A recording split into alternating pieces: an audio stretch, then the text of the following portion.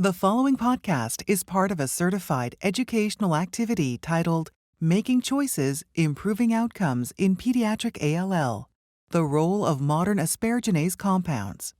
Access the entire activity and complete the post-test at peerview.com/RRV860. Downloadable slides and practice aids are also available.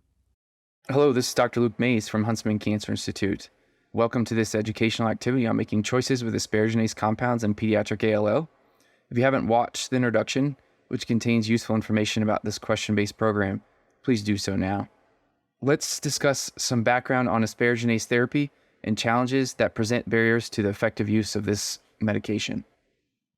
We have had asparaginase now for over a half a century, and this was first discovered in 1963, interestingly enough, in guinea pig serum as a potential modality, a therapeutic modality to treat lymphoma.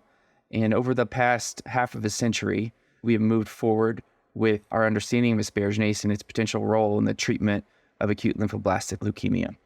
So PEG asparaginase, or long-acting asparaginase, was first introduced into our treatment regimens in the 1990s. This has progressed into the 2000s. We then were able to utilize a different type of bacteria or antigen to produce asparaginase, and this was with Winnia-based bacteria, and this was approved in the late 2010s. We then had another compound approved, a long-acting compound approved more recently, Asparlus or CalPEG, as sometimes it is known. And most recently, we have had a new compound approved, recombinant Winnia, that happened several years ago and is now being incorporated into therapy for patients who have had hypersensitivity reaction to long-acting asparaginase product. On the right, you see a breakdown of the asparaginase molecule and how it works, and the byproducts that you see and the differences between healthy cells and lymphoblasts.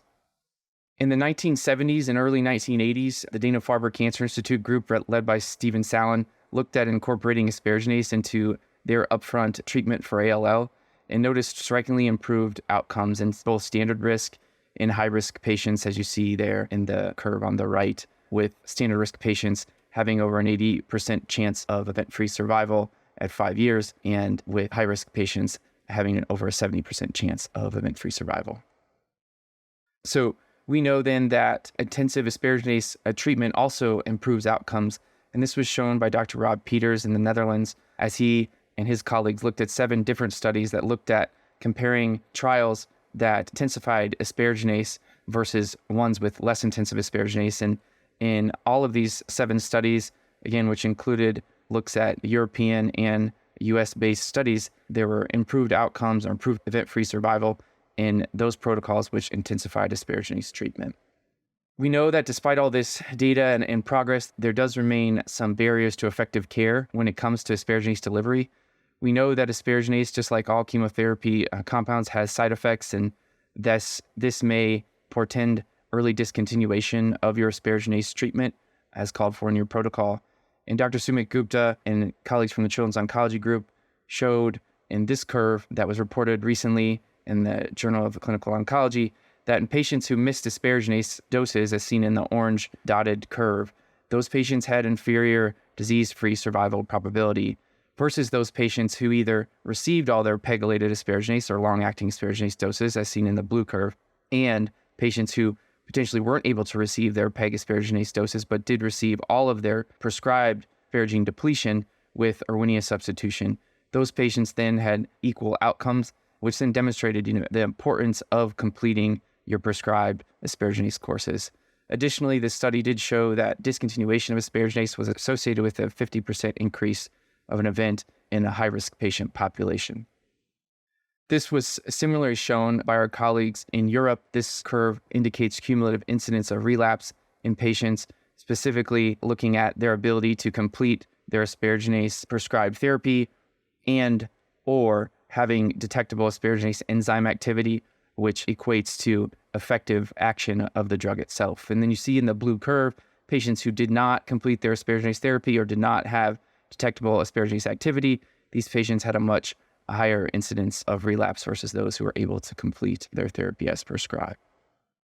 And so as we know that increasing age and BMI or body habitus do raise the risk of asparaginase toxicity, And this has recently been shown by Dr. Itan Orgel of the Children's Oncology Group and his colleagues, who looked at a high-risk patient cohort of patients with B-cell and T-cell acute lymphoblastic leukemia with specific attention to age and body habitus as it relates to asparaginase toxicity.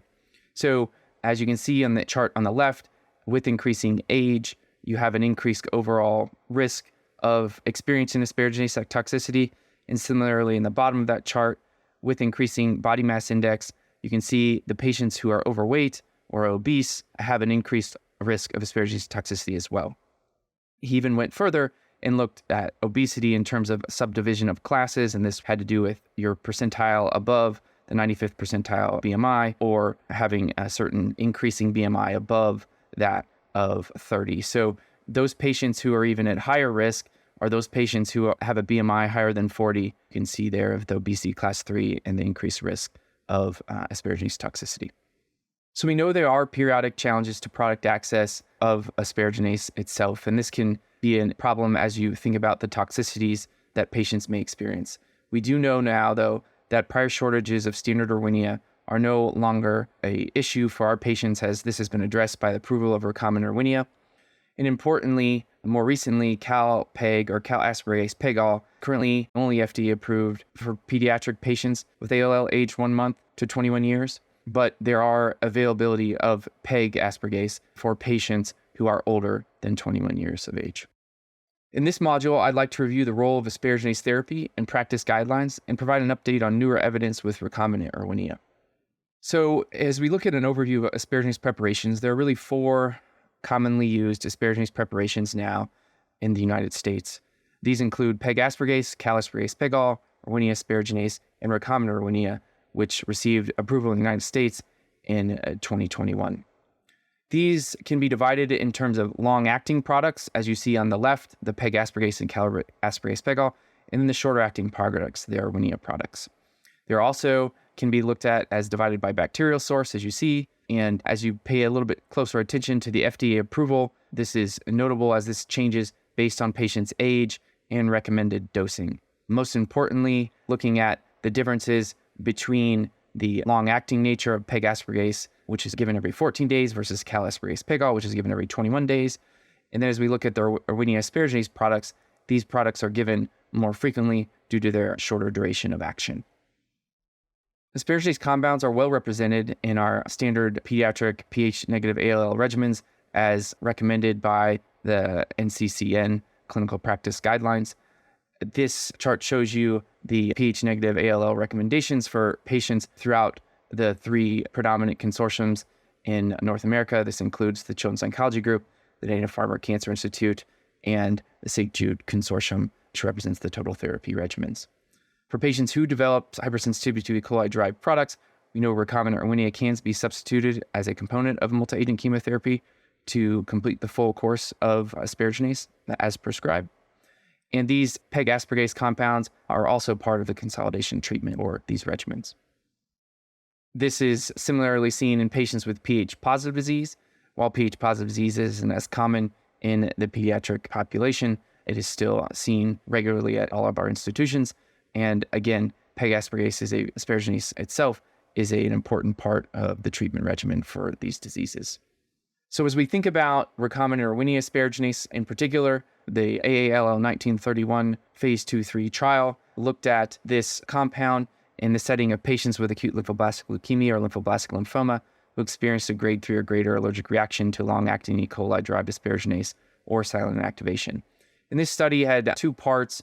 Part A encompassed the major primary objectives of the trial, which looked at the intramuscular route of administration. Part B looked at the IV route of administration, and Part B was more exploratory in nature, as it wasn't the main focus of the study. The drug was replaced a long-acting dose of asparaginase with 6 doses, given on a Monday, Wednesday, Friday schedule. As you see in the chart in the bottom, these was the time points in terms of our Part A blood pharmacokinetic collection. Collection was done at 8 different time points throughout therapy, throughout this first course of therapy. And as reported in blood this year, there was a high proportion of patients who achieved the internationally recommended standard, the nadir serum asparaginase activity level of greater than or equal to 0.1 in the setting of receiving recombinant Erwinia. There were 3 cohorts on the intramuscular route of administration part of the study, or part A, as indicated there in both graphs on the left and the right. On the left, this is the raw data of the nadir serum asparaginase activity level in the dark blue at 48 hours, in the light blue at 72 hours. And you can see with cohort 1A, we are achieving that greater than 0.1 level at 97% at 48 hours. And then in cohort 1B and 1C, this is achieved at both 48 and 72 hours. The graph on the right looks at mean asparaginase activity level. And again, with all of these cohorts at all time points, we are achieving this mean serum asparaginase activity level greater than or equal to 0.1 in the majority of the time. Now we'll explore some practical monitoring and mitigation strategies that can be used to overcome some of the challenges associated with delivering asparaginase therapy. So, prominent asparaginase toxicities are known, and these are risk factors as we deliver asparaginase therapy to our patients. These 4 toxicities listed are what I like to term asparaginase toxicities of special interest. They're hypersensitivity, pancreatitis, thrombosis, and hepatotoxicity, the rates of which are estimated there as well. These can be variable. It does depend on the population and the particular scenario as well. There are many known risk factors to experience these toxicities, whether it be the type of asparaginase therapy you're receiving, whether or not you have certain inherited genetic variants, age, types of exposure that you're seeing from your asparaginase, as well as ethnicity. When we think about mitigation strategies for trying to decrease the incidence of these toxicities, there are several ways that this can be done. And one of these is reducing the dose, or what we term dose capping, in the patient population that we treat. In the graph on the left, this was investigated by Leibovich and colleagues at a single center of a pediatric academic center that looked at thrombosis, pancreatitis, hypersensitivity, and hyperglycemia. And as you can see, there is some increased incidence of thrombosis and pancreatitis and hyperglycemia to a statistically significant value in patients who received greater than the dose capping dose, which typically would be 1 vial or 3,750 units of peg asparagase. If we look on the right, this was a study done primarily in the young adult and adult population, and they compared dose capping across this group, and you can see that there is a difference of any grade 3 or 4 toxicity, as well as if you look at age and BMI in patients who did have increased doses given and did not have dose capping. But as we think about the pediatric population, the Children's Oncology group does allow dose capping for patients with a BMI greater than 95th percentile for age, or BMI greater than or equal to 30. Another option for attempting to mitigate some toxicities is pre-medication. This, of course, refers to the toxicity that we're all aware with of hypersensitivity. This pre-medication has been talked about more over the past decade than recently, and so there are less reports and less historical things to compare to. We've used pre-medication in our patient population for many years: antibody therapy, chemotherapy, blood products, very commonly. The types of pre-medication used, antihistamines, corticosteroids, are the most common. However, we do know that pre-medication is not standardized, and there is conflicting data. Dr. Stacy Cooper and her colleagues at Johns Hopkins reported their experience, most notably in 2019, with pre-medication. And as you can see in the graph on the right, patients who did receive pre-medication in the blue, there was a notable decrease in the need for substitution with alternative asparaginase preparations and a decrease in significant clinical reactions. Again, it is important to note that there are conflicting evidence with pre-medication, and there should be more data to come. However, we do know people are using pre-medication, and this is something that we need to take note of, as a key principle of asparaginase therapy is being aware of silent inactivation. Serum asparaginase activity levels can be used to identify rare patients who have neutralizing asparaginase antibodies yet do not have symptoms, and this is termed silent activation or subclinical hypersensitivity. In patients with silent activation that are not identified and switch to an alternative asparaginase product do have inferior outcomes, as has been shown in many different data sets, and highlighting the importance of monitoring serum asparaginase activity level. This is particularly the case when we think about pre-medication. In terms of silent activation, this is a phenomenon now that we are seeing more as we monitor for asparaginase activity in the setting of pre-medication. But as shown in the graph on top, the Children's Oncology Group guidelines for assessing silent activation include monitoring asparaginase activity level at either or all of these time points, and then using that activity level to determine whether or not you have a subtherapeutic activity of asparaginase itself.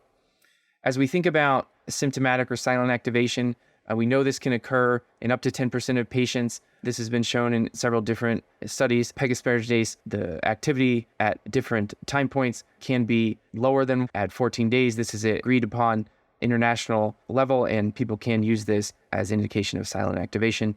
We do know that if you do have silent activation with a product, you should switch to an alternative formulation. But again, monitoring levels in the setting of dose capping or pre-medication is something that we all should be doing. So I'd like to share a patient scenario in pediatric acute lymphoblastic leukemia to demonstrate some principles of managing asparaginase hypersensitivity before touching on general toxicity management. If we think about a case that you all could potentially see, this is an 11-year-old female patient with high-risk B-cell ALL receiving PEG asparaginase as part of an induction or consolidation protocol. Our current protocol within the COG for this example, we'll be using AALL 1732. And so on consolidation day 15, the scheduled dose of asparaginase was given via IV infusion. 2 minutes after the infusion started, out of the 120 planned, the patient experienced generalized flushing, itchiness, lip swelling, hypotension, and wheezing. And we've all experienced this. If you've treated enough patients with acute lymphoblastic leukemia, it can be a quite scary thing to deal with. And so as we think about the implications of this and how to diagnose what's happening in this patient, we think about the timing of an event in terms of when the infusion started and clinical symptoms as clues that potentially suggest the etiology of this reaction being a true hypersensitivity reaction, and the need to switch formulations should be considered. And as we think about hypersensitivity and why we're talking about this in its relation to infusion reactions, I think this is one of the most difficult things that we do as clinicians in the treatment of leukemia and lymphoblastic lymphoma in our patients who are getting asparaginases. This is a very important decision that clinicians have to make. So hypersensitivity, we know, is a known side effect of asparaginase products. These are derived from foreign proteins. Hypersensitivity is antibody mediated, and these antibodies can be mediated by exposure to these foreign proteins. And so the incidence, while varies much higher with native asparaginase products, more appropriately and more recently, the incidence is in between 3 and 30%. Most people would quote more commonly between 10 to 15%, but it can vary depending on the population you're studying. Infusion reactions you can see with any type of medication. As we know, we give many drugs that can cause infusion reactions. These are caused by a direct release of cytokines or histamine, activation of the complement system, or potentially sharp elevation of ammonia levels. Asparagine is broken down into aspartic acid and ammonia by asparaginase, and this transient increase of ammonia can lead to what we call hyperammonemia, which symptoms include those similar to hypersensitivity: nausea, vomiting, headache, dizziness, and rash. But these are transient, and they do often resolve. Importantly, infusion reaction and elevation of ammonia are non-antibody mediated infusion reaction and do allow possibility for rechallenging, and patients are often able to complete therapy.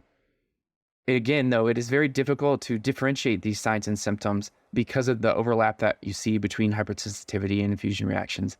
As we discussed a few slides ago, the timing is very important. Antibody-mediated reactions almost always require previous exposure. The highest probability we know with asparaginase is on the second and third infusion. This is the highest time to experience hypersensitivity. It has been shown in the different ways that we deliver asparaginase that if you're continuously exposed to it, a la the Dana-Farber Cancer Institute approach to asparagine depletion, this continuous exposure does increase the incidence of hypersensitivity, although it still happens. And we do know that infusion reactions are also more common with the first exposure and do decrease with subsequent exposures itself. As we think about potential clues or clinical manifestations that may make you lean one way or the other, this graph or this chart shows the differences that you may see in terms of a clinical manifestation, hypersensitivity versus infusion reaction. And looking at the different body systems, again, you'll see many of the overlap from one to the other. Tried to highlight in red the ones that are more common with an infusion reaction, but again, it doesn't rule out hypersensitivity. In the blue, if you look at the respiratory body system, we've highlighted oropharyngeal or laryngeal edema as a clue into hypersensitivity. And this has been shown in several different studies across cooperative groups that this is more of a sensitive and specific marker for hypersensitivity. But again, always have to take the entire patient picture when you're trying to diagnose hypersensitivity versus an infusion reaction. And so in our patient, though, the patient had experienced a very fast reaction on the second dose of asparaginase that they received and had many of the telltale signs of hypersensitivity. And so what do we think about in terms of that patient and infusion reactions, in terms of the option for proceeding? Well, with infusion reactions, you can re-challenge patients. Again, you have to be very diligent with your diagnosis of this, but it is something that they should be able to tolerate. Hypersensitivity itself, these patients are unable to be re-challenged, and we know that it does pose increased risk to patients themselves and can lead to further problems and events throughout therapy. So our options in that sense are desensitization. This was primarily used during the Erwinia shortages of the late 2010s, and now with recombinant Erwinia being approved in 2021 and recommended by the NCCN, the typical course of action in hypersensitivity now is to switch to an Erwinia-based product. And when prior options have not worked, this does limit what you can do, and this then leads to discontinuation of therapy for patients. So when switching to an alternative product, be that recombinant Erwinia to replace an E. coli asparaginase product due to hypersensitivity, there are several recommended doses. It's important that you understand these two separate dosing regimens. So on the left, receiving dose on Monday, Wednesday, and Friday, Monday at 25 milligrams per meter squared, Wednesday at 25 milligrams per meter squared, and then Friday at 50 milligrams per meter squared for a total of 6 doses is one option, and an option that is employed most frequently because this allows you to not give dosing on the weekends. However, to maintain flexibility for patients and their situations and centers, there is also a dosing regimen approved that includes 25 milligrams per meter squared given every other day. But when using this dosing regimen, it's important that you're using a total of 7 doses.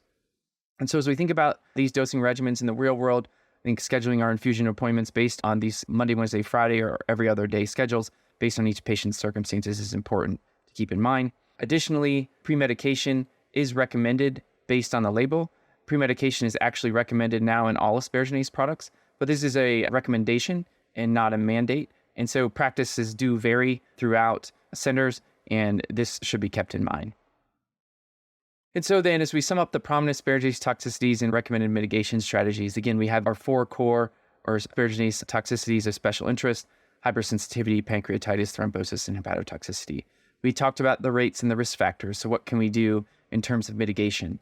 So hypersensitivity, pre-medication is an option. You can switch to an alternative product or consider desensitization. But again, with an alternative product available, this is historically what's been done, and the evidence shows this provides equivalent outcomes. We do not re-challenge patients in the setting of greater than or equal to grade 2 hypersensitivity if this is a hypersensitivity reaction. If it is an infusion reaction that you're deeming this has happened, then it is something that you can consider. In terms of pancreatitis, so again, this is a side effect that happens in 5 to 10% of patients. What can we do to mitigate this? There's really nothing that's been shown in terms of mitigation, and re-challenging can be quite difficult. So it can be considered for grade 1 or 2 pancreatitis or mild grade 3. But again, this is something that you would have to be doing in a controlled setting with expertise, specific expertise in this area. For patients with severe grade 3 or any grade 4 pancreatitis, the patient should not be re-challenged. Thrombosis happens in again, about 5% of patients. There are mitigation techniques that have been recently investigated, including thromboprophylaxis. There has been some potentially encouraging results, but nothing that has been recommended for our patient population at this time. In the setting of appropriately treated and resolved thrombosis, though, patients can be re-challenged. Hepatotoxicity, something that we see in young adults and adults themselves. This is quite a common side effect. Most typically involves increase of your transaminases or transaminitis. Hyperbilirubinemia, which is the side effect we should be most concerned for in this category, cholestatic liver injury, can occur in up to 10% of patients. So in terms of mitigation, I think people have investigated dose capping, and this has shown in obese individuals to potentially mitigate some of this. There are additional investigations underway in terms of supplementation that can be used, particularly with levocarnitine and B12, which is under investigation, and people are using this outside of clinical trials at times. But again, this has not been proven in a randomized controlled fashion. Hepatotoxicity, in this setting, you can re-challenge patients, again, depending on the severity. If you have a patient with a grade 3, grade 4 cholestatic liver injury, it would be something that you would potentially consider discontinuation of treatment as well. And again, this should require a specific expertise in this area as you would consider re-challenging in the setting of this happening. The information in this module on addressing asparaginase toxicity and dosing considerations is available as a downloadable practice aid, so please access this material as a resource for your practice. That concludes our question-based assessment on the use of asparaginase in pediatric ALL. Please review your learning plan summary before you leave, and I hope you found this activity informative and useful for your practice. Thank you for listening. Download materials and complete the post-test for instant credit at peerview.com/RRV860. This program is supported by an independent medical education grant from Jazz Pharmaceuticals.